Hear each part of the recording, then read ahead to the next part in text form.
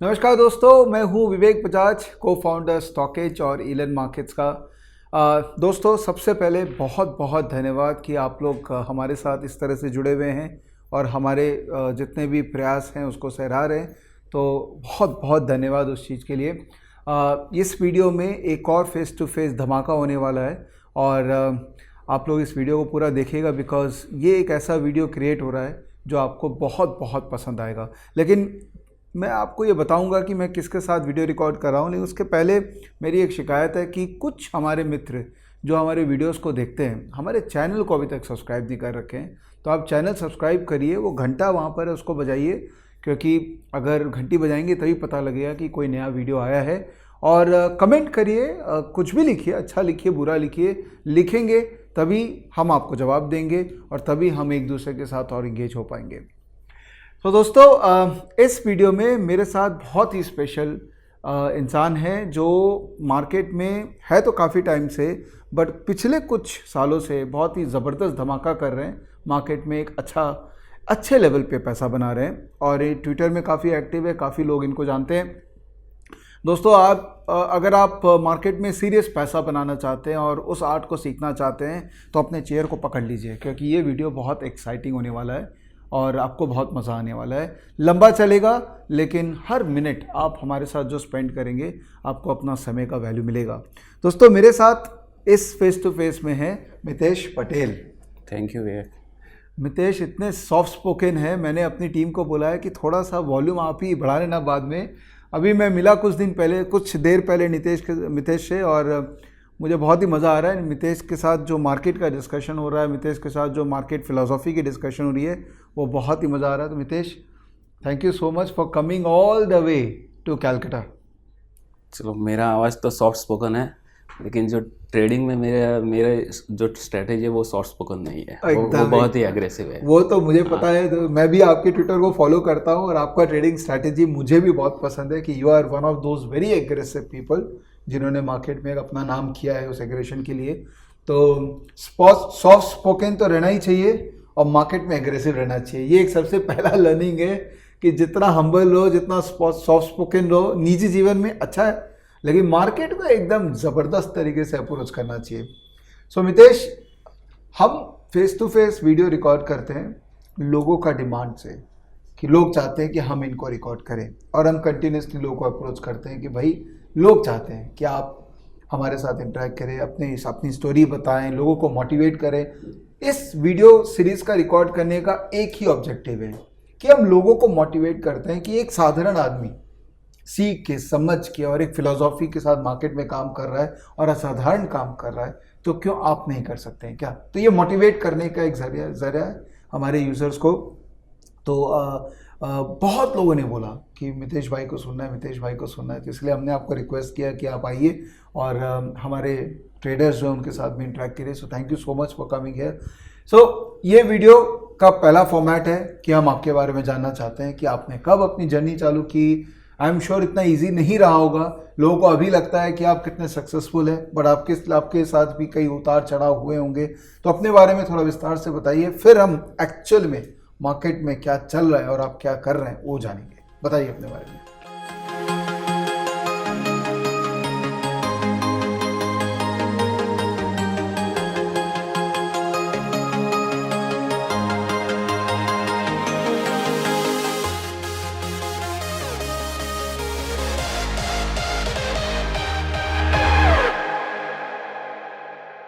चलो, वैसे तो मैं केमिकल इंजीनियर हूँ। जॉब के टाइम पे मुझे शेयर मार्केट के बारे में जानना मिला, वो भी दूसरे कलीग्स के वजह से। वो लोग ट्रेडिंग करते थे, मैं उनको पूछता था कि आप लोग क्या कर रहे हो, तो उन्होंने बताया कि वो टाइम पे वो लोग सिर्फ डिलीवरी बेस्ड बाइंग कर रहे थे। तो मैं भी उसमें इंट्रोड्यूस हुआ। 2005 से डिलीवरी बेस्ड ट्रेडिंग चालू किया। फिर 2007 में दूसरे कलीग्स लोग जो F&O ट्रेडिंग भी कर रहे थे, उनसे मुझे जानकारी मिली कि कम रुपए में हम बड़ा क्वांटिटी उठा सकते हैं, और अगर वो बढ़ गया हमारे बाय लेवल से तो उसमें हमको ज़्यादा पैसे मिल सकते हैं। लेकिन वो नहीं पता था, क्योंकि मैंने मार्केट में तेज़ी ही देखी थी। 2007 से 8 में जो मार्केट ऊपर जा रहा था तो एक ही चीज़ था, आज बाय कर लिया, 4 दिन के बाद बेच देने का, बढ़ गया तो। लेकिन 2008 में भी पता चल गया कि मार्केट नीचे भी आता है। तो 2007-8 जो नोवाइस ट्रेडर जो करते हैं स्टार्टिंग में, जो पब्लिक के पीछे जो भागते हैं, बाई बाई बाई तो बाई करो, फिर सेल सेल सेल तो सेल करो, वैसे भी मैंने भी फॉलो किया है जैसे पब्लिक फॉलो करती थी पहले। तो स्टार्टिंग में प्रॉफिट तो भूल जाओ, लॉस ही होता है। अगर मान लो कि एक ट्रेड में प्रॉफिट मिल गया, 2 में मिल गया, बाकी का 8 ट्रेड आपका पैसा लेके जो आया वो भी लेके चला जाएगा और कैपिटल भी लेके चला जाएगा। फिर से नया पैसा लाओ, फिर वही स्टोरी। अगर कोई भी ट्रेडर अगर इसमें से मिस्टेक में से सीखेगा तो वो आगे बढ़ेगा, अगर नहीं सीखाना तो उसकी स्टोरी वहीं पे ही ख़त्म हो जाएगी। मेरे साथ जो पब्लिक के साथ होता है, नोवाइस ट्रेडर के साथ हुआ है, मेरे साथ भी वही हुआ था। 1-2 ट्रेड में पैसे मिल जाते थे बाय में, फिर से वही उसको बाय करो, तो 2 में मिलता था, 4 में लेके चला जाता था, पैसा चला जाता, जो मिलता था वो भी जाता था और पूरा अपना कैपिटल भी जाता था। फिर नया कैपिटल लेके आओ, फिर से स्टार्ट करो। तो उसमें मुझे बहुत कुछ सीखने को मिला। एक तो सीखने को मतलब वो मेरा को लॉस क्यों होता है, पहले तो वो हमको सोचना चाहिए। अगर बाय क्यों कर रहे हैं हम, सेल क्यों कर रहे हैं। पहले मैं क्या करता था, अगर कोई भी स्टॉक ऊपर जाता है तो उसको फिर बाद में सेल करता था कि ये तो बहुत ही बढ़ गया, 5% बढ़ गया, आज तो 7% बढ़ गया, अब तो वो नीचे आएगा, तो मैं वहाँ पे सेल करता था। लेकिन वो मेरी सोच गलत थी। अगर वो बढ़ रहा है तो कोई बढ़ा रहा है उसको, वो कोई बढ़ा रहा है तो हमारे लिए नहीं बढ़ा रहा है कि हम सेल करके उसमें पैसा बनाए। वो बढ़ा रहा है मतलब उसका प्रॉफिट कमाने के लिए वो और भी ऊपर लेके जाएगा। वो अकल लगाई मैंने। फिर मार्केट में मैंने वही फॉलो किया, सेम बाय साइड तो सेम सेल साइड। अगर वो नीचे जा रहा है तो क्यों जा रहा है, वो हमारे लिए थोड़ी जा रहा है कि नीचे जा रहा है तो हम बाय करके ऊपर जाएगा तो बेच देंगे, ऐसा हो ही नहीं सकता। अगर कोई बड़ा आदमी पैसा अपना दाव पे लगा रहा है तो ऑब्वियसली वो लॉस करने के लिए नहीं लगा रहा है, वो प्रॉफिट करने के लिए लगा रहा है। वो पब्लिक को सोचना चाहिए। अभी मैं मेरी जर्नी के बारे में ट्राई करूँगा कि मैक्सिमम 60 मिनट में मैं कितना बता पाऊँगा। कुछ चार्ट ओपन करके मैं कैसे ऑप्शन सेल करता हूँ वो भी पब्लिक को बता दूंगा, और कैसे ट्रेड लेता हूँ, कैसे उसको ट्रेल करके होल्ड करता हूँ वो भी हम ये 45 मिनट्स में मैं ट्राई करूँगा। 45-60 मिनट में मैं जो भी कर पाता हूँ। तो मितेश, दोस्तों मितेश का अगर आप ट्विटर हैंडल फॉलो करें, आप कई लोग जानते होंगे, और हम डिस्क्रिप्शन में भी इनके हैंडल का आपको नाम दे देंगे ताकि आप फॉलो करें अगर आप नहीं कर रहे हैं तो। I think he is one of those जो बहुत ट्रांसपेरेंट है, जो अपना सारा बात है ना खुल के सबको बताते हैं कि देखो मैं ये ट्रेड ले रहा हूँ, और उसका लॉजिक भी उसमें बताते हैं। आई थिंक मितेश का एक टेलीग्राम हैंडल भी है जहाँ पर वहाँ पर भी वो अपने आइडियाज़ को शेयर करते हैं। तो मुझे लगा है कि काफ़ी ट्रांसपेरेंट इंसान है, और कहीं ना कहीं जो आपका अर्ली फेज़ रहा होगा करियर में 2007, 8, 9 में, जो आपको तकलीफ़ हुई होगी मार्केट में खुद करके सीखने का, आपको लग रहा होगा कि अगर वो सीख आज मैं लोगों को ट्रांसपेरेंटली दे दूं तो वो गलतियां जो आपने की थी शायद लोग कम करें।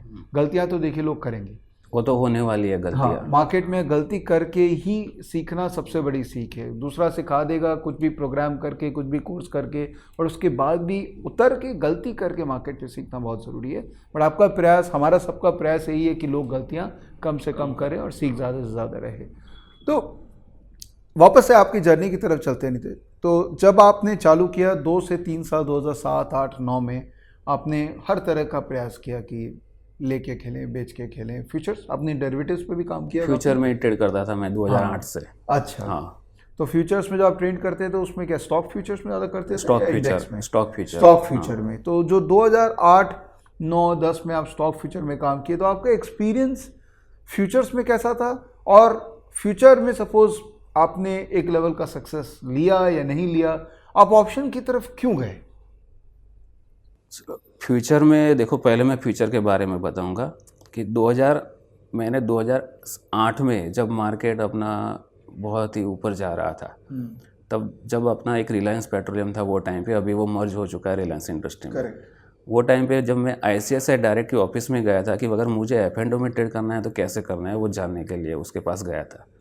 तो उसने मुझे समझाया था कि मान लो कि ये 3 लाख का कॉन्ट्रैक्ट वैल्यू है, और अगर आपके पास 50 से अगर 70,000 रुपीज़ है, फिर भी आप उसका कॉन्ट्रैक्ट वैल्यू इतना बाय कर सकते हो फ्यूचर में।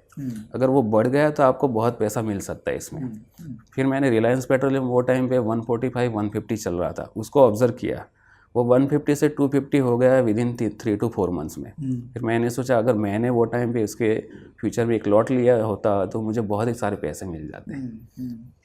फिर वो टाइम पे क्या एंड ऑफ द तेजी था अपना, और वहाँ पे मैंने फ्यूचर में बाय करना चालू किया, लेकिन पता नहीं था कि जो फिर वो लेहमैन ब्रदर्स का क्राइसिस आ गया, मार्केट गिरना चालू हुआ। वो डाइजेस्ट तो इमीडिएटली होगा नहीं कि मार्केट नीचे जा रहा है, वो वैसा ही लगेगा कि मार्केट अभी ऊपर आ जाएगा। तो वहाँ पे बाइंग में लॉस हो गया। फिर चालू किया सेल करना कि ये तो अभी मार्केट नीचे ही जा रहा है तो और भी नीचे जाएगा, लेकिन वो विद इन 1 ईयर में रिवर्स हो गया मार्केट। फिर वहाँ सेलिंग में भी सेम स्टोरी, लॉस हो गया। उसमें मुझे याद है रिलायंस इंडस्ट्रीज़ को मैंने 1200 पे सेल किया था, उसको मैंने 1600 पे जब पैसा ख़त्म हो गया तब कवर किया था उसका।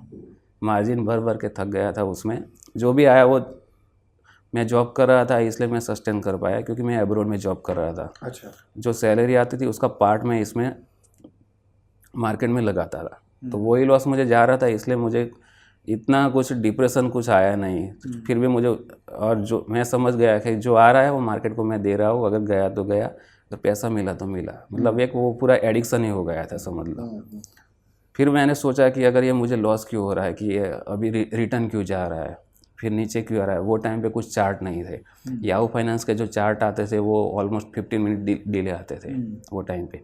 तो उसमें, और डे एंड में ईओडी चार्ट देखने के लिए मुझे 2010 में पता चला, जब मेरे फ्रेंड थ्रू, कि आई चार्ट का एक साइट है तो उसमें ईओडी चार्ट देख सकता है उसमें, और वहाँ से कौन सा ऊपर जा रहा है कौन सा नीचे जा रहा है। वो टाइम पे AI chart automatic buy and sell signal देता था। अच्छा। कुछ इंडिकेटर ईएमए बेस्ड ऐसा कुछ था वो टाइम पे, तो मैं उसको फॉलो करने लगा। जो इंडिकेटर वो बाय में देता था मैं बाय कर लेता। तो कुछ में मुझे सक्सेस मिला, कुछ में नहीं मिला, वो भी हुआ है। फिर मैंने उधर से सोचने लगा कि यहाँ से मुझे चार्ट का स्टडी करना चाहिए, क्योंकि उसमें अगर चार्ट से मुझे मिल रहा है, कुछ सक्सेस मिला है, तो कुछ ना कुछ तो होगा, कि अपने दिमाग से करो। फिर उसके बाद थोड़े टाइम में वो गूगल फाइनेंस के बारे में मुझे पता चला कि वो उसमें लाइव फीडिंग रेट आते थे गूगल टाइम्स में, गूगल फाइनेंस में ऑलमोस्ट 3 to 5 सेकंड डिले आते थे, लेकिन उसमें लाइव आते थे इंट्राडे चार्ट। तो मैं उसमें इंट्राडे चार्ट लाइव उसमें देखना चालू किया, और बीच में मैंने एक बुक भी बाई किया था, ई बुक बाई किया था। कुछ 50 to 70 पेजेस थे उसके। उसमें क्लियरली लिखा था कि जो स्टॉक ऊपर जाता है उसको सेल मत करो, जो नीचे जाता है उसको बाय मत करो, बराबर। दूसरा, जो मोमेंटम स्टॉक है उसमें ट्रेड करो। उसमें कुछ आरएसआई सिग्नल समझाया था, कुछ कैंडल समझाए थे मुझे, कि ऐसा कैंडल बनता है तो आपका बुलिश सिग्नल हो सकता है। जैसे वो मॉर्निंग स्टार है, बुलिश एंगल्फिंग है, वो सब आपके बुलिश सिग्नल दे सकते हैं। वो सब कैंडल के बारे में बेसिक समझाया था। वो बेसिक बुक मैंने पढ़ ली, तो उससे मुझे थोड़ा वो सीखने को मिल गया। फिर उसमें उसने एक वॉल्यूम एनालिसिस करके भी दिया था कि वॉल्यूम को भी थोड़ा ध्यान रखो, कि अगर कोई बढ़ रहा है तो वॉल्यूम से बढ़ रहा है तो क्यों बढ़ रहा है, थोड़ा भी सोचो। वो मैंने वो वॉल्यूम एनालिसिस वो पूरा जो मैंने वो मेरे दिमाग से सोचा, कि सोचना चालू किया कि क्यों ऊपर जा रहा है, क्यों नीचे जा रहा है। जा रहा है तो फिर ऊपर जा रहा है तो इमीडिएटली नीचे भी क्यों नहीं आ रहा है, वो भी मैंने सोचना चालू किया अपने हिसाब से। तो उसमें फिर बाद में सपोर्ट एंड रेजिस्टेंस पे थोड़ा मैंने ध्यान दिया। उसके बेस पे मैंने फिर ऑप्शन भी चालू किए थे। मैंने स्टार्टिंग में मैं ऑप्शन बाई कर रहा था। जैसे मैंने वो इंट्राडे चार्ट में अगर कोई मुझे बाइंग सिग्नल मिलता था तो मैं कॉल ऑप्शन बाई करता था, और उसके ग्रेड बहुत था वो टाइम पे। अगर 2 to 3 टाइम्स नहीं होगा तब तक बेचूंगा नहीं। लेकिन उसमें क्या, अगर मोमेंटम में वो टाइम पे 50% तो अब चला जाएगा, लेकिन बाद में क्या वो टाइम वैल्यू का फैक्टर आ जाता है, फिर वो नीचे धीरे धीरे आ जाता है, फिर होप में बैठ के रह जाता है, और वो भी पैसे लेके चला जाता था ऑप्शन बाइंग में भी। तो सेम ऑप्शन बाइंग से मेरा मैक्सिमम लॉस हुआ है। फिर बाद में सोचा कि ऑप्शन बाइंग से अगर लॉस हो रहा है तो ऑप्शन सेल करना चाहिए, उसमें डेफिनेटली पैसा मिलेगा। लेकिन ऑप्शन सेलिंग के लिए वो कैपिटल चाहिए, वो था नहीं स्टार्टिंग में। विदाउट कैपिटल अगर आप भी करोगे 2-3 लाख से भी करोगे तो भी वो इतना ऑप्शन सेलिंग में वो भी डायरेक्शनल प्ले जैसा ही हो जाएगा, अगर आप एडजस्टमेंट नहीं कर पाओगे तो। उसके लिए एटलीस्ट आपको कैपिटल चाहिए ऑप्शन सेलिंग के लिए। एडजस्टमेंट कर पाओ 50% कैपिटल यूज़ करो, रेस्ट 50% से आप एडजस्टमेंट करो। वो ऑप्शन सेलिंग से वो फिर बाद में मैंने 2016-17 में सीखा ऑप्शन सेलिंग से अगर ऐसा हो सकता है तो उसमें पैसे बन सकते हैं। नहीं बनते ऐसा तो था ही नहीं, ऑप्शन सेलिंग से पैसा बनता ही है। लोग बोलते हैं कि ऑप्शन सेलिंग में अनलिमिटेड रिस्क है, लेकिन उससे ज़्यादा रिस्क तो फ्यूचर ट्रेडिंग में है। ऑप्शन सेलिंग में तो आपका टाइम वैल्यू आपको सेव करता रहेगा और जो स्ट्राइक प्राइस के बीच में जो डिफरेंस है वो आपको सेव करेगा। फ्यूचर आपको 1 पॉइंट भी सेव नहीं करेगा। जहाँ से बाई किया नीचे गया वहाँ से ही आपका लॉस चालू है। तो पब्लिक अगर सोचती है कि ऑप्शन सेलिंग में अनलिमिटेड रिस्क है तो वो भूल जाओ, वो जो भी कोई बोल रहा है वो आपको डरा रहा है बस। फ्यूचर ट्रेडिंग अगर कोई बोलता है कि फ्यूचर ट्रेडिंग में रिस्क नहीं है, फ्यूचर ट्रेडिंग में मैक्सिमम रिस्क है, क्योंकि आप उसमें कॉन्ट्रैक्ट से बाय कर रहे हो। अगर मान लो कि 5 लाख का कॉन्ट्रैक्ट वैल्यू आपने 1 लाख पे बाय किया, मीन्स का आप 5x लीवरेज तो अभी ले रहे हो। अगर वो 1% भी ऑपोजिट गया तो आपका 5% लेके चला जाएगा। तो फ्यूचर ट्रेडिंग में रिस्क मैनेजमेंट कैसे करेंगे वो भी मैं बताने का ट्राई करूँगा। ऑप्शन राइटिंग में कैसे करता हूँ वो बताने का ट्राई करूँगा। और ऑप्शन बाइंग में करता नहीं, इसके बारे में मैं ज़्यादा डिस्कस नहीं करूँगा। जब भी ट्रेंड मोमेंटम ट्रेडिंग रहता है उसी दिन मैक्सिमम 1 to 2 डेज पीरियड के लिए मैं ऑप्शन बाय करके उसमें से ट्रेंड जो मोमेंटम रहता है उसका फ़ायदा मैं उठा लेता हूँ। वो कैसे करता हूँ वो भी हम थोड़ा डिस्कस कर लेंगे उसमें। फैंटास्टिक।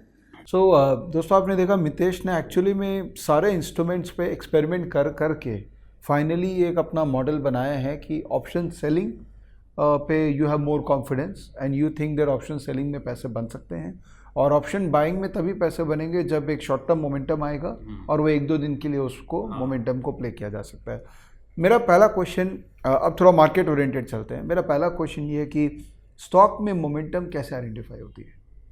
स्टॉक में देखो, मैंने जब एक वर्कशॉप किया था दिल्ली में तो मैंने उन लोगों को कुछ मेरे एक्सपीरियंस के बेस पे बताया था।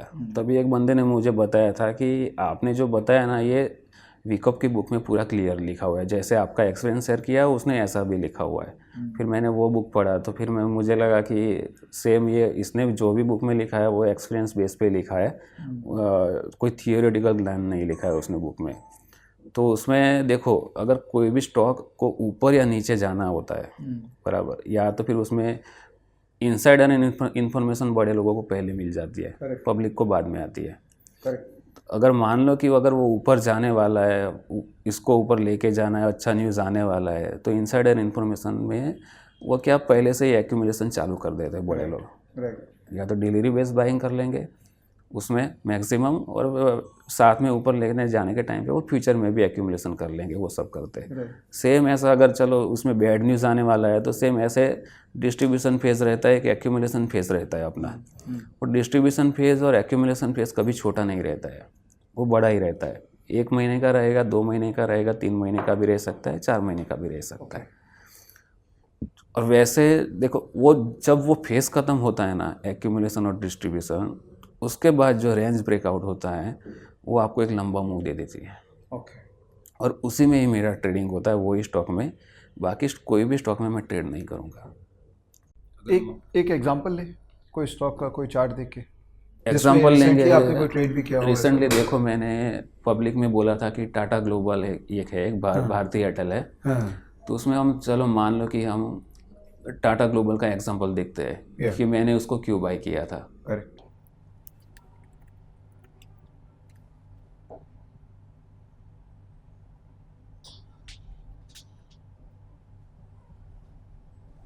देखो, ये टाटा ग्लोबल का 2 इयर्स का चार्ट है। 2 इयर्स पहले उसने जो ऑल टाइम हाई बनाया था ऑलमोस्ट 330 के पास, उसको नीचे आने के लिए उसने बहुत सारा टाइम ले लिया, ऑलमोस्ट मोर देन 1 ईयर। 330 से वो नीचे आया था अपना 180 के आसपास आया नीचे। और वही पीरियड उसको ख़त्म करने के लिए ज़्यादा टाइम नहीं लगा, लेस देन 1 ईयर में वो वापस अपने जहाँ पे था लेवल, वही वहाँ पे लेवल पे चला गया। अभी इतना जान लो कि अगर वो नीचे आ रहा है और विदिन 9 मंथ्स में वो ऊपर चला जाता है बराबर, तो उसमें कुछ तो होगा, तो अभी ऊपर गया है बराबर। क्योंकि कोई ऐसा मत सोचो कि अभी ये ऊपर चला गया तो और ऊपर नहीं जाएगा। 2 साल पहले वो ऊपर था, वो नीचे आ गया, मतलब फिर सेलिंग प्रेशर तो इसमें ऑलवेज रहेगा। 330 से अगर कोई स्टॉक 180 आता है तो डेफिनेटली इसमें जो भी लोग यहाँ पे फंसे हैं डिलीवरी बेस्ड बाय करके, वो जैसे जैसे ऊपर जाएगा वो अपना एग्जिट पॉइंट करेंगे। तो सेलिंग प्रेशर तो रहेगा। अगर वो सेलिंग प्रेशर कम पीरियड में अगर एब्सॉर्ब हो जाता है तो मान लो कि इसमें बड़ा मूव आने वाला है। ये मेरा एक्सपीरियंस के बेस पे बोल रहा हूँ। तो इसका मतलब प्राइस मूवमेंट और कितना जल्दी वो प्राइस टाइम पीरियड में, कितने टाइम पीरियड में वो ऊपर जाता है। अभी ये चार्ट को हम छोटा कर देंगे, 9 मंथ्स में आ जाएंगे, 2 ईयर्स से। अभी देखो जैसे हम 9 मंथ्स में आ गए। पहला देखो अब जैसे कि मैंने एक्यूमुलेशन डिस्ट्रीब्यूशन फेज बताया, देखो यहाँ पे जब भी आप वॉच करते हो ये जो पीरियड है पूरा आप चेक करोगे, ये पीरियड है पूरा एक्यूमुलेशन जोन, क्योंकि इसके बाद स्टॉक ने अपसाइड रेंज ब्रेकआउट दिया है।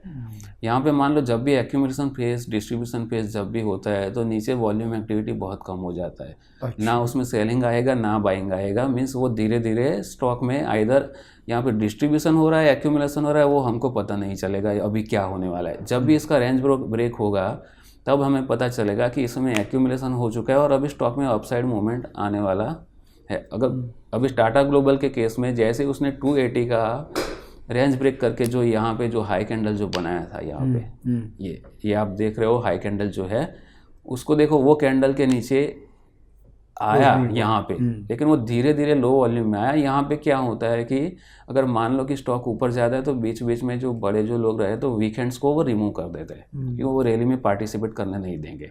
अगर यहाँ से अगर इमीडिएटली अगर वो चले जाएगा तो रिटेलर्स को भी बेनिफिट हो जाएगा, वो भी प्रॉफिट बुक करेंगे और साथ में वो भी करेंगे। लेकिन जो मज़ा उनको जो लॉस करवाने में आता है ना बड़े लोगों को, रिटेलर्स को, वो कहीं पर भी नहीं आता, मेरा मानना है।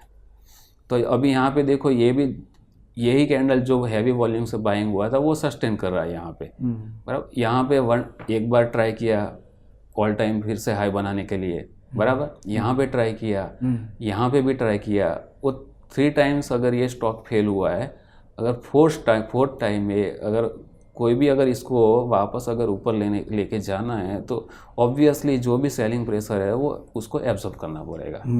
अगर वो सेलिंग प्रेशर एब्जॉर्ब कैसे होता है वो आपको कैसे पता चलेगा, वो आपको यहाँ से ही पता चलेगा कि ये आप देख रहे हो कि जितना भी सेलिंग था वो बायर्स ने एब्जॉर्ब कर लिया, वो आपको यहाँ नीचे जो वॉल्यूम का जो बार है उससे पता चलेगा।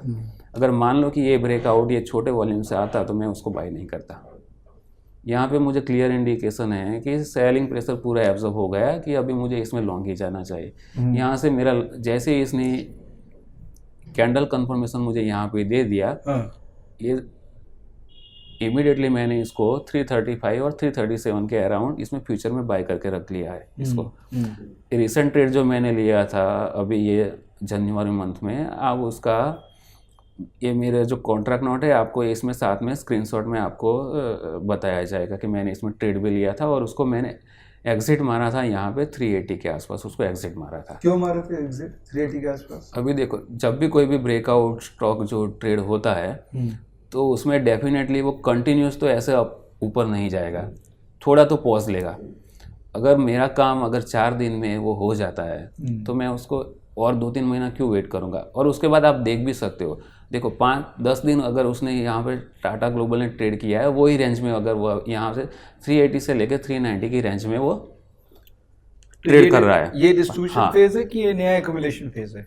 ये यहाँ पे अभी जब भी डिस्ट्रीब्यूशन फेज देखो 1-2 दिन में ख़त्म नहीं होने वाला है। अच्छा। अगर होगा तो और वो 1-2 महीना चलेगा, बराबर। अगर डिस्ट्रीब्यूशन फेज रहेगा, अगर नीचे की रेंज ब्रेकआउट होगी तो समझ लो कि वो डिस्ट्रीब्यूशन फेज था।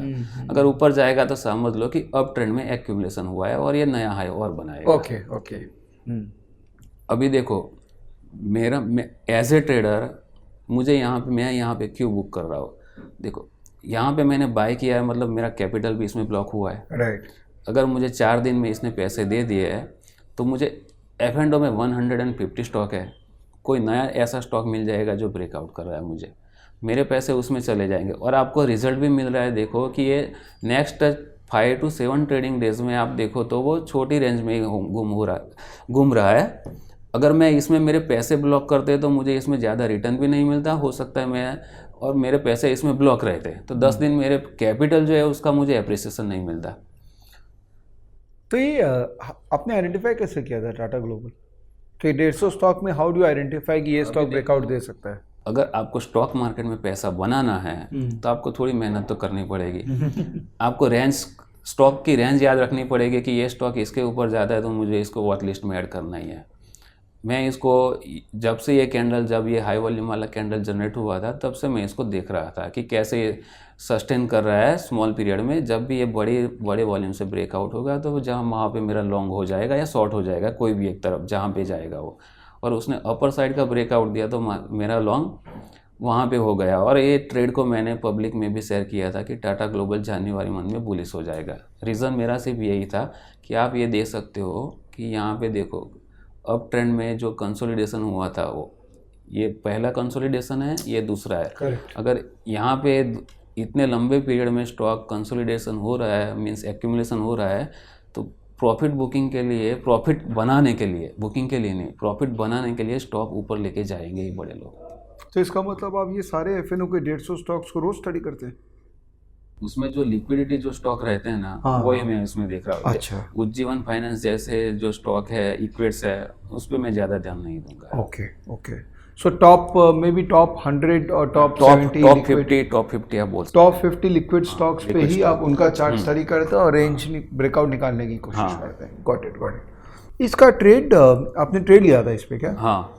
तो उसका हमारे पास में कुछ डिटेल है शायद ना? हाँ, उसका डिटेल्स जो मैंने जो हाँ, so let me just open that. हाँ, तो ये टाटा ग्लोबल के अंदर में, टाटा ग्लोबल में मैंने बाय एंट्री लिया था। मॉर्निंग टाइम भी देख सकते हो, जैसे मॉर्निंग में इमीडिएटली मुझे ब्रेकआउट रेंज मिल गया। मैंने 921 से बाइंग चालू कर दिया था। यहाँ पे आप देख सकते हो टाटा ग्लोबल में। राइट।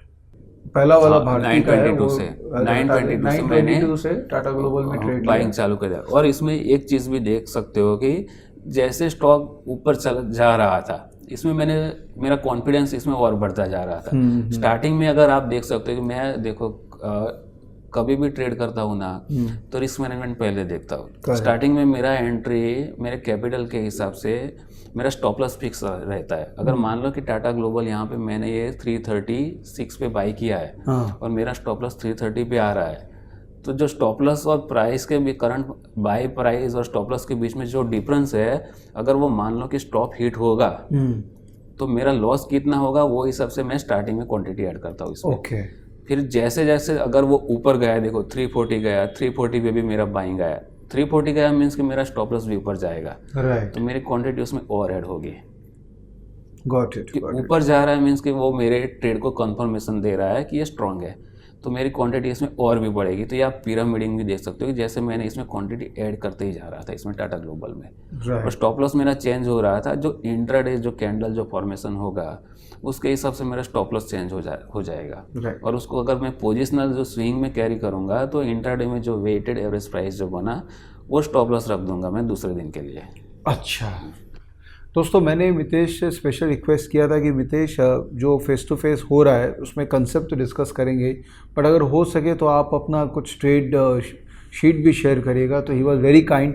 तो हमने एक्चुअली कॉन्ट्रैक्ट नोट देखा और कॉन्ट्रैक्ट नोट से जो रेलिवेंट स्क्रीनशॉट है वो हम आपको प्रेजेंट कर रहे हैं। तो एक्चुअली में जेन्युइनली जो ये बोल रहे हैं वो एक्चुअली में ये ट्रेड कर रहे हैं, ये मैं आपको वेट कर सकता हूँ। इसीलिए मेरी respect for Mitesh has gone up. Because he is walking the talk, जो वो कह रहे हैं वो कर रहे हैं। दूसरा, he is open to share his trades also with all of us. तो ये सौदा ये फिर काटा किस भाव में था आपने? मैंने ये 14 जनवरी को 380 के आसपास 380 के आसपास आपने इसको स्क्वायर अप कर लिया था। बहुत सही है। तो मितेश, ये तो हुआ कि आपने रेंज ब्रेकआउट लेके फ्यूचर्स में काम किया और आपने शुरुआत में आपने कहा था कि फ्यूचर के अंदर में रिस्क सबसे ज़्यादा है, बट क्योंकि आप कर रहे हो इतने टाइम से, आप सीजन हो गए हो, तो आप मुझे है ना एक्सपीरियंस हो चुका है कि कब मैं ट्रेड लेने वाला हूँ वो मुझे पता है। मुझे मेरा स्टॉप लॉस पता है और मेरे कैपिटल के हिसाब से मैं क्वांटिटी ले रहा हूँ। अगर मेरा मान लो कि मैंने टाटा ग्लोबल के 30,000 क्वांटिटी ले ही समझ लो, बराबर, तो ऐसा नहीं कि क्वांटिटी वो बड़ी है। अगर मेरा कैपिटल समझ लो कि 1 CR कैपिटल है मेरा, मैं ट्रेड ले रहा हूँ, अगर स्टॉप 340 पे बाई किया और 335 स्टॉप लॉस है तो मतलब 5 पॉइंट का स्टॉप लॉस हुआ। अगर मुझे मेरा 1 CR के कैपिटल पे 1% ही रिस्क लेना है, मीन्स 1 लाख लेना है, तो 1 लाख डिवाइडेड बाय मैं 5 पॉइंट्स करूँगा, जिसमें जो मैक्सिमम क्वांटिटी जो 20,000 आएगा वो मेरी क्वांटिटी उतनी ही रहेगी बाई रिस्क के हिसाब से। राइट। तो पब्लिक को भी मैं वही बोलना चाहूँगा, अगर आपके पास 10 लाख कैपिटल है और अगर आप स्टॉप लॉस और बाइंग प्राइस के इतना डिफरेंस आ रहा है तो इतना ही क्वांटिटी बाय करो कि अगर स्टॉप लॉस हिट होता है तो आपको दर्द ना हो। करेक्ट। तो दोस्तों क्वांटिटी कैसे डिफाइन करते हैं ट्रेड करने के लिए, ये बहुत ही सरल और साइंटिफिक तरीका है। कितना खोने को रेडी हो ताकि हाथ नहीं कांपे, और डिवाइड बाय प्राइस कर लो। हाँ, अगर आप मान लो कि ओवर ट्रेडिंग ओवर साइज बना लिया आपने, तो क्या अगर 335 स्टॉप लॉस रहेगा लेकिन 337 आएगा ना, उसमें ही आपको वो लगेगा कि मेरा कैपिटल जा रहा है और आप अपना विनिंग पोजीशन वहाँ पे भी काट सकते हो। सही बात है। तो बेटर है कि अपना पोजीशन साइज बराबर रखो, तो विनिंग पोजीशन लॉस में नहीं जाएगा आपका। Right. So the method of identifying stock, कि कैसे आइडेंटिफाई करते हैं, आई थिंक बहुत ही सरल है कि प्राइस पे बिलीव करो। एक मैंने वीडियो रिकॉर्ड किया था मितेश, वो है ऑपरेटर पे। मेरा खुद का ये मानना है कि अल्टीमेटली हर स्टॉक को एक ऑपरेटर चलाता है। हाँ, और अगर आप उस ऑपरेटर का चाल समझ गए और उसी के हिसाब से अपना पोजीशन कैरी करो, तो आप आधा टाइम जो रॉन्ग हो रहे हो ना, जब आप ऑपरेटर के अगेंस्ट जा रहे हो, वो चांस ख़त्म हो जाता है। और राइट के अंदर भी अगर आप 70% ऑफ द टाइम ट्रेड का टाइमिंग राइट कर लेते हो तो नेट में पैसा बनता ही है।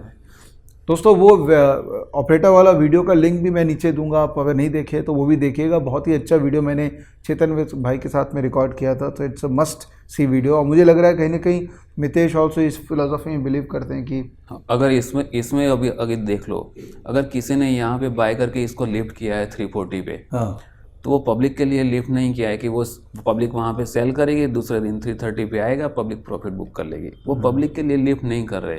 अगर वो अपने बड़े लोग जो स्टॉक को जो मूव कर रहे हैं, वो अपने पैसे यहाँ पे लगा रहे हैं। हाँ, अपने पैसे लगा रहे हैं, वो लॉस करने के लिए नहीं लगा रहे, ऑब्वियसली वो प्रॉफिट के लिए लगा रहे हैं। क्योंकि हम जो रिटेलर्स है वो मार्केट को मूव नहीं कर सकते। राइट, हमारे हाथ में मार्केट मूव है ही नहीं, जो मूव करते हैं वो बड़े लोग करते हैं। बड़े लोग मार्केट को मूव करेंगे तो उनका पैसा दाव पे लगेगा, राइट, तो ऑब्वियसली वो प्रॉफिट के लिए ही दाव पे लगाते हैं। तो यही सोचो कि अगर 340 आया है तो वो और ऊपर जाएगा, क्योंकि वो बड़े लोगों को प्रॉफिट करना है। राइट, तो उनके डायरेक्शन में जाओगे आप तो आपको कभी भी लॉस नहीं होगा। लेकिन वो डायरेक्शन आपको है ना राइट टाइम पे कैच करना पड़ेगा।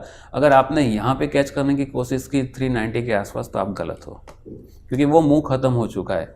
वो मूव जैसे ही ब्रेक दे रहा है वही टाइम पे कैच करना है। This is art. वो एक्सपीरियंस से ही आएगा कि आपको इमीडिएट एंट्री कब लेना है। वो मेरे बताने से भी आपको इमीडिएटली नहीं आने वाला है।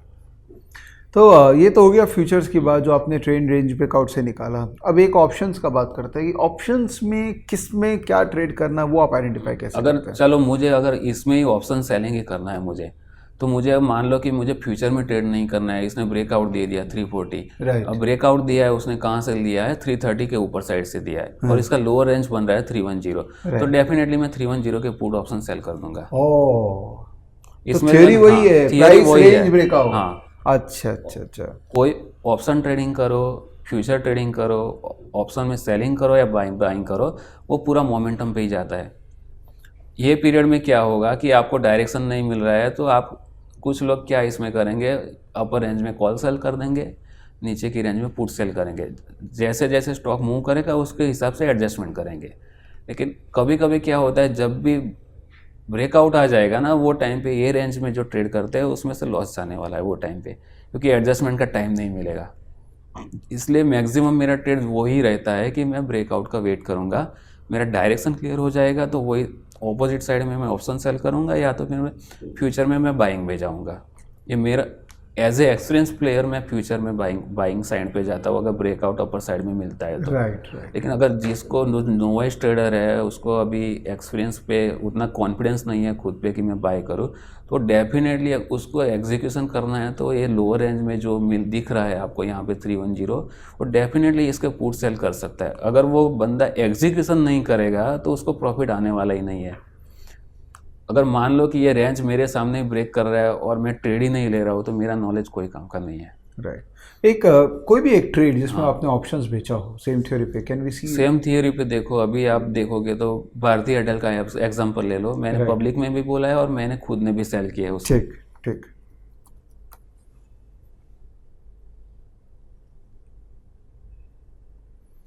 सेम थियरी जैसे मैंने टाटा ग्लोबल में आपको बताया एक्यूमुलेशन डिस्ट्रीब्यूशन पे, आप इसमें देख सकते हो कि ये जो लंबा जो पीरियड है भारतीय एयरटेल में, यहाँ पे उसका जो पहला रेंज था जो ब्रेक दिया था ये वाला, सेकंड रेंज हमको यहाँ पे मिल रहा है, देखो सेकंड रेंज,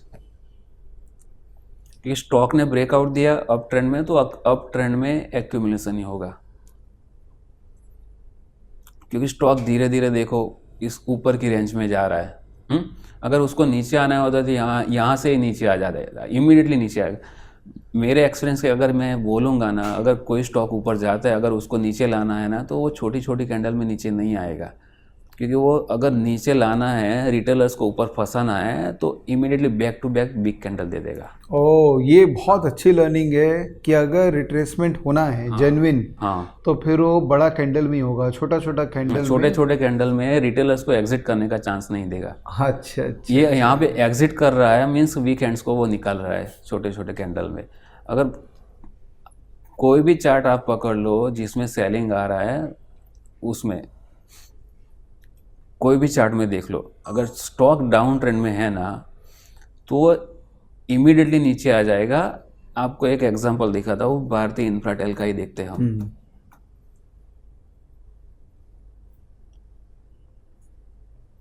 भारतीय इंफ्राटेल में देखो, इसने लोअर साइड का रेंज ब्रेक किया था।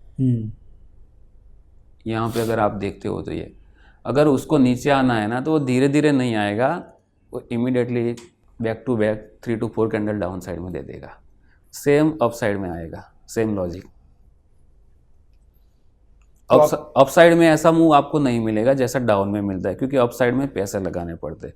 डाउन में जो कि आपके पास है उसको सिर्फ बेचना ही है, एडिशनल कैपिटल लगाना नहीं पड़ता। इसलिए जब भी कोई स्टॉक नीचे की तरफ ब्रेक डाउन देता है, तो उसमें हम फॉल जल्दी हमको देखने को मिलता है। लॉजिक यही है, क्योंकि उसमें आपको पैसे लगाने नहीं पड़ते, जो है उसको सिर्फ बेचना है। तो आप जल्दी में बेचते हो, बेचते वक्त आप जल्दी में रहते हो, लेते वक्त आप जल्दी सोच समझ के लेते हो बस।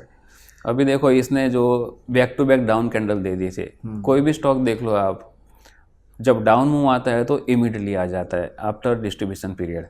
वो मौका नहीं देगा आपको एग्जिट मारने का, नीचे ही आ जाएगा इमीडिएटली।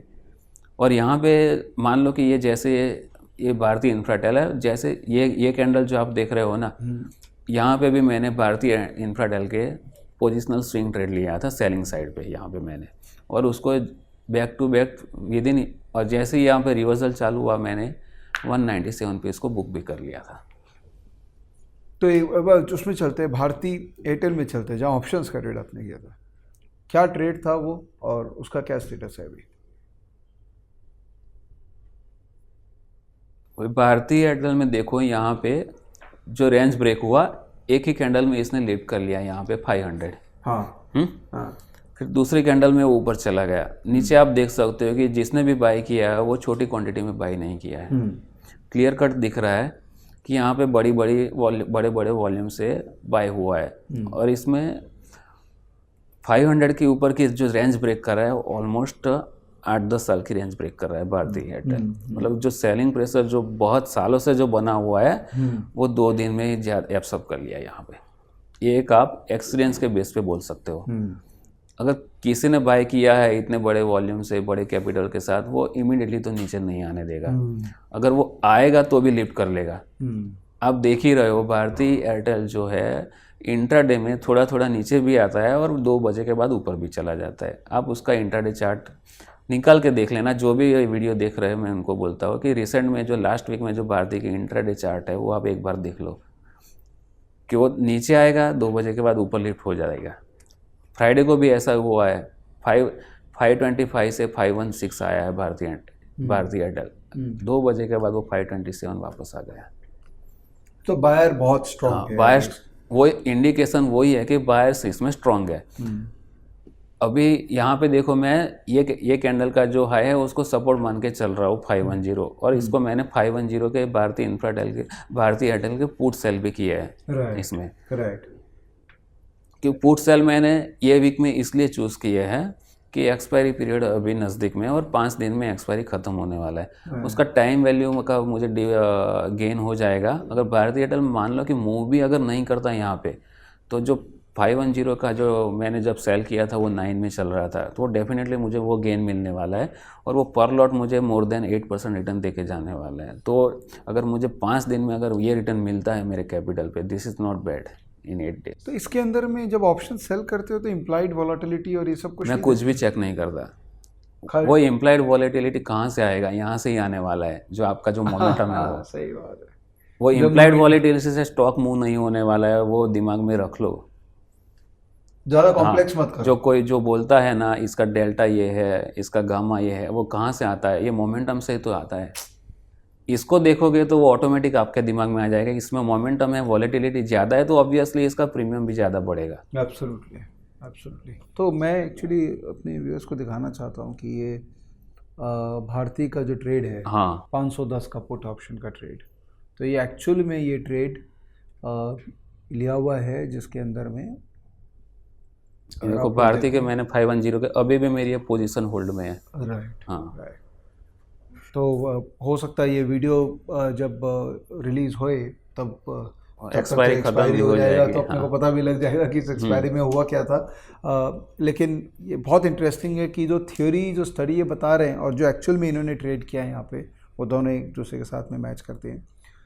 बहुत एक्चुअली बहुत सिंपल तरीके से मितेश आप कर रहे हैं कि प्राइस ब्रेकआउट ढूंढते हैं, जो कि over a period of time आपने एक्सपीरियंस से गेन किया है, और फिर उसके बाद में राइट ऑप्शन स्ट्रैटेजी के थ्रू उसको इम्प्लीमेंट करते हैं। यही इतना सिंपल नहीं हो सकता है। देखो मैं जो ट्रेड करता हूँ ना, मुझे सिंपल लगता है क्योंकि मेरे पास एग्जीक्यूशन पावर है। अच्छा, ये देखो चार्ट तो सभी लोग देख रहे हैं बराबर, सबको पता है कि यहाँ ब्रेकआउट दिया है, लेकिन अगर आप में एग्जीक्यूशन पावर नहीं है तो चार्ट रीडिंग करने का या नॉलेज होने का कुछ भी फायदा नहीं है। सो व्हेन यू से एग्जीक्यूशन पावर, इसका मतलब क्या है? हाँ, एग्जीक्यूशन डिसीजन पावर, अगर मुझे पता है कि ऊपर जा रहा है तो मुझे या तो कैश में बाय करना चाहिए, या फ्यूचर बाय करना चाहिए, या कॉल बाय करना चाहिए, या फिर पुट ऑप्शन सेल करने चाहिए। अगर चारों में से आप कुछ भी नहीं करोगे तो आपका नॉलेज का फ़ायदा क्या रहेगा? मैं डेफिनेटली मेरे पास नॉलेज है, मैंने देखा है 8 साल में, मैं 2008 से मैं F&O ट्रेडिंग कर रहा हूँ, 2008 से लेके 2020 तक मैंने 12 साल में मैंने देखा है कि जब भी ब्रेकआउट आता है तो वो बड़ी रेंज में आता है। सक्सेस रेशियो इसका 80% है ब्रेकआउट ट्रेड का, विद जो हाई वॉल्यूम जो ब्रेकआउट होते हैं वो 80% में सक्सेस मिलता है। अगर मुझे पता है कि 80% में मुझे मिलेगा, अगर 20% में भी जाएगा तो वो कितना जाएगा? थोड़ा जाएगा। तो अगर मैं उसको देखने के बाद भी अगर मैं पुट सेल नहीं करता हूँ तो मेरे नॉलेज का भी कोई मीनिंग नहीं है। तो वो एग्जीक्यूशन आपको करना ही पड़ेगा। मेरे सेटअप में मुझे मिल रहा है कि ऊपर जा रहा है, मैं उसको पुट नहीं बेचूंगा तो फिर मैं क्या करूँगा? सही बात है। एक और ट्रेड देखते हैं, कोई भी स्टॉक में। एक और ट्रेड में देखो, अभी रिसेंटली मैंने इन्फोसिस में भी प्ले किया था आफ्टर रिजल्ट अनाउंसमेंट के बाद।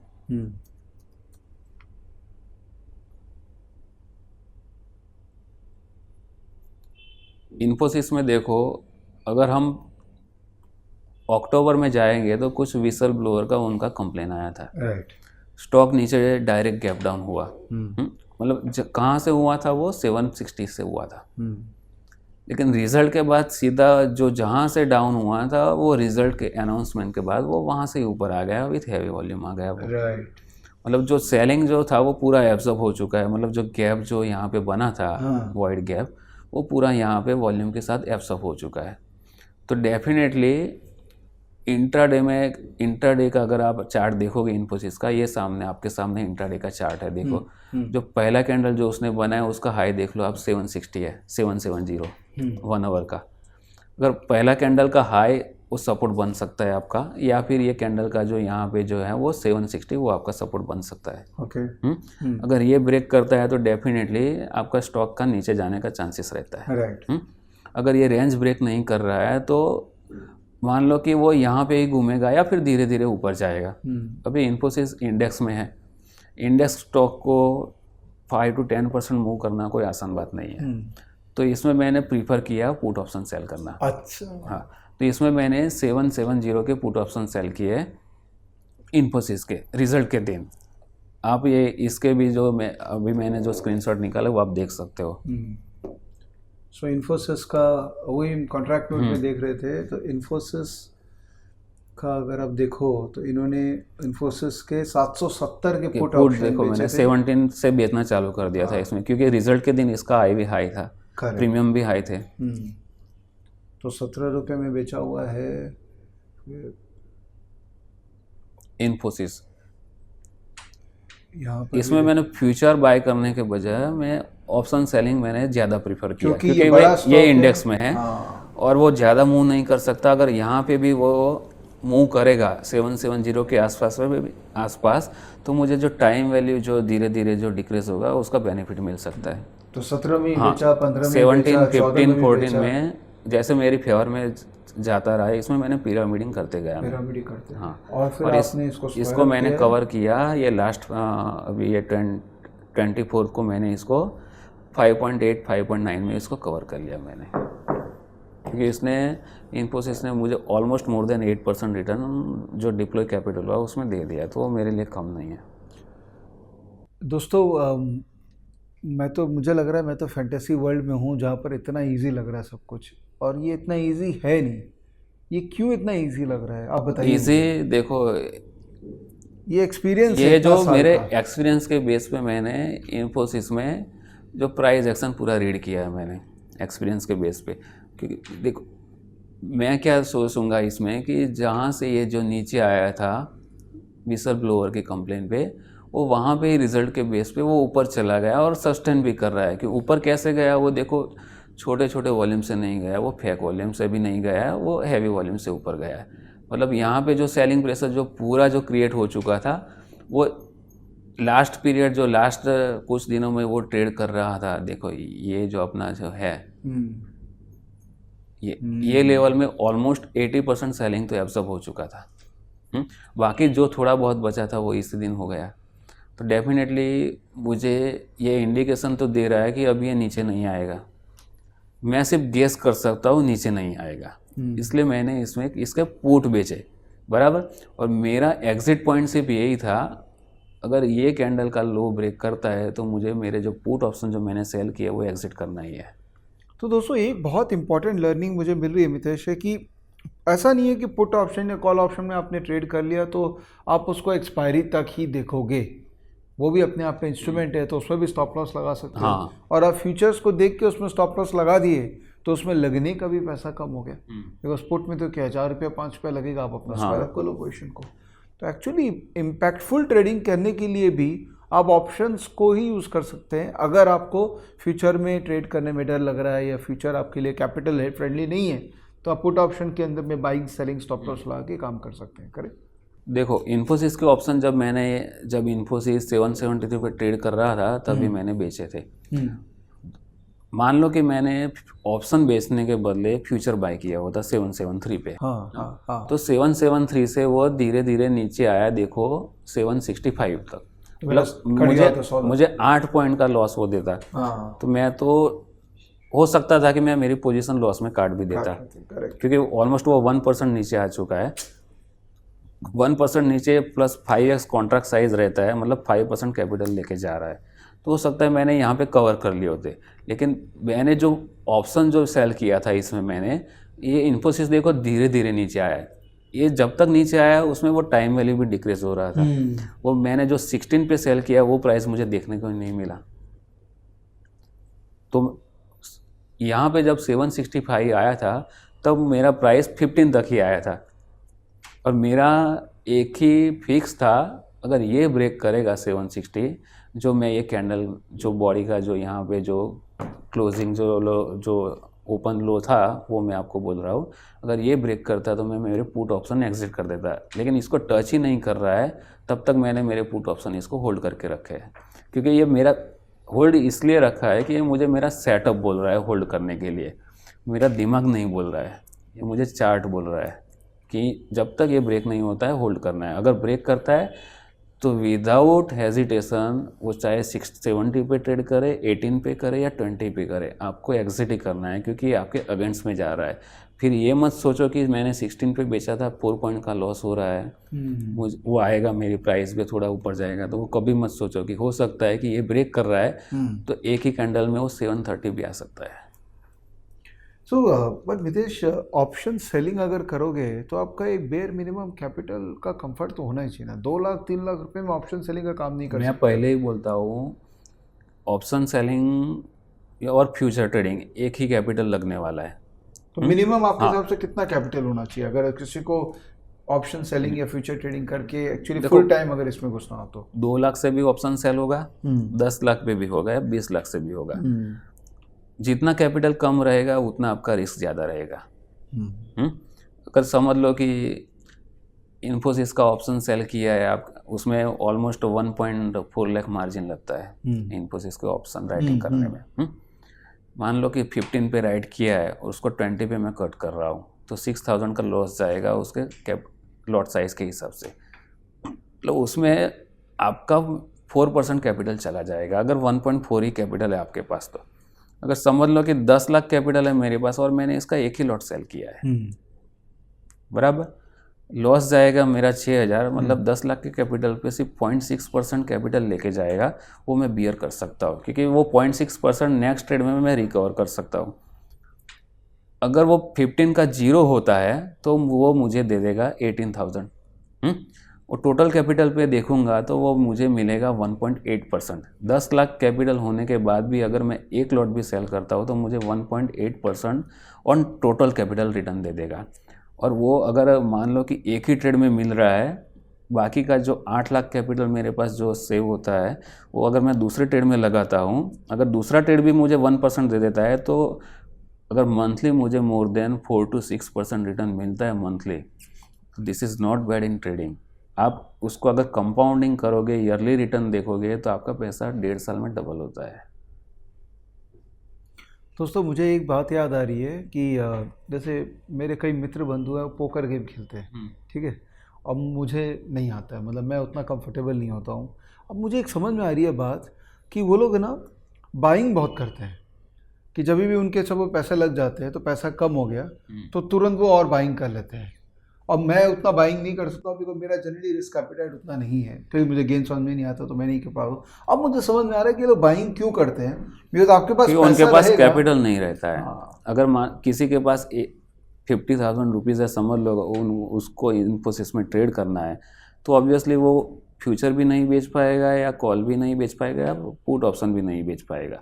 उसको सिर्फ बाइंग ही करना पड़ेगा, क्योंकि वो ऑप्शन में ही बाई करेगा। लेकिन बाइंग में क्या रहता है, मोमेंटम ट्रेड जब रहता है और आप बाय करते हो तो साथ में वो प्राइस प्रीमियम इंक्रीज होता रहता है। लेकिन जब उसका मोमेंटम ख़त्म हो गया और स्टॉक नीचे भी नहीं आएगा और उधर का उधर ही पड़ा रहेगा, 4-5 दिन तक भी वही रेंज में 0.5 या 1% की रेंज में ट्रेड करता रहेगा, तो ऑप्शन में जो टाइम वैल्यू है वो धीरे धीरे डिक्रीज होता रहेगा, वही आपको धीरे धीरे लॉस देने वाला है।